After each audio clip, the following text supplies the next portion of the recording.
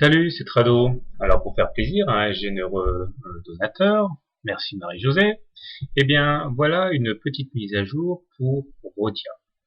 Rodia est plutôt bien orienté, car si on en revient aux fondamentaux, et notamment à Stein-Weinstein, nous sommes toujours en phase 2, puisque la moyenne mobile à 30 semaines est clairement en dessous des cours, autrement dit les cours sont bien au-dessus, et qu'une résistance à la hausse a été franchie, en l'occurrence celle qui était sur la zone des 13,90 par là. Donc, a priori, c'est une valeur qui est digne d'être mise en portefeuille. En même temps, les indicateurs techniques sont bien orientés, avec des cours qui sont au-dessus d'une M20 fortement croissante. La M7 également présente une pente agréable et surtout les cours sont au-dessus.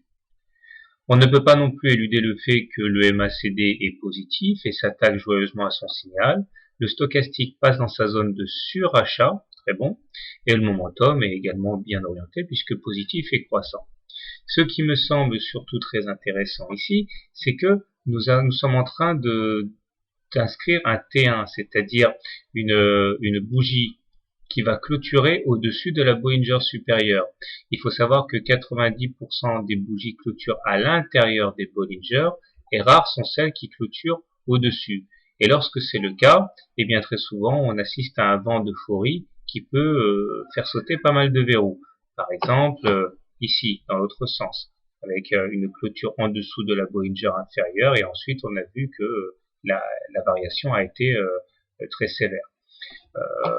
Donc on peut très bien envisager d'avoir ça, mais dans le sens inverse, d'autant que les Bollinger doivent diverger, ce qui est le cas, puisque la Bollinger supérieure et la Bollinger inférieure évoluent en sens inverse, ce qui montre donc et qui confirme la bonne orientation dans le cadre d'un T1.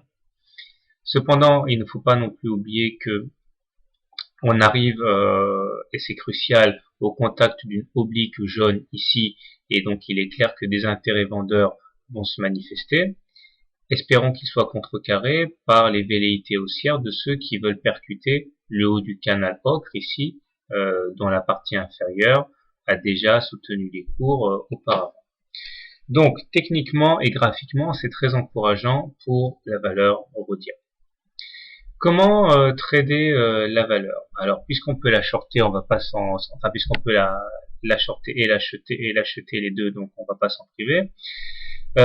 Si je devais acheter la valeur, je pense que j'attendrai la fin de la semaine et j'achèterai au cas où nous clôturons à l'intérieur, pardon, à l'extérieur de la Bollinger. Donc si le T1 potentiel auquel nous assistons actuellement se manifeste bien comme un T1 patent, réel, donc en fin de semaine, j'achèterai pour profiter de cette clôture au dehors de la Bollinger.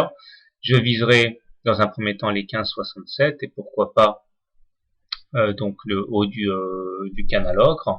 Il faudrait néanmoins mettre un stop loss qui serait la réintégration des Bollinger. C'est en cas de clôture à l'intérieur des Bollinger, je sortirai de ce trade long. On peut également prendre son mal à patience et acheter le contact avec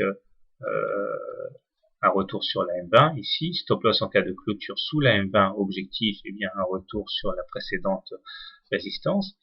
Maintenant, si je devais shorter la valeur, je pense que je donnerais ma priorité à cette zone-là, à savoir short sur les 15,7 conjugué à l'oblique ocre, stop loss en cas de clôture au-dessus, objectif un retour sur la M7 là, et pourquoi pas sur la M20.